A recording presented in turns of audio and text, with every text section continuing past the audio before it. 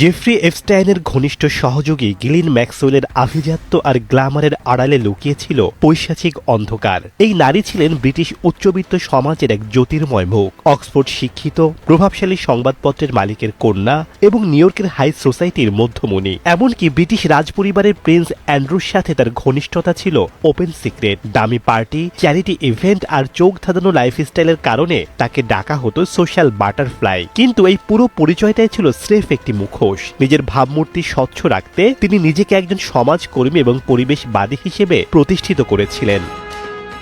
অ্যাপস্টাইনের এই বান্ধবী প্রথমেই দরিদ্র বা অসহায় পরিবারের কিশোরীদের টার্গেট করতেন। একজন নারী হিসেবে তিনি খুব সহজেই সেই মেয়েদের বিশ্বাস অর্জন করতেন, যাতে তারা কোনো সন্দেহ না করে। এরপর সেই মেয়েদের তিনি পাচার করতেন অ্যাপস্টাইনের ব্যক্তিগত সেই দ্বীপে, যেখানে বছরের পর বছর ধরে চলত ভয়ঙ্কর যৌন নিপীড়ন।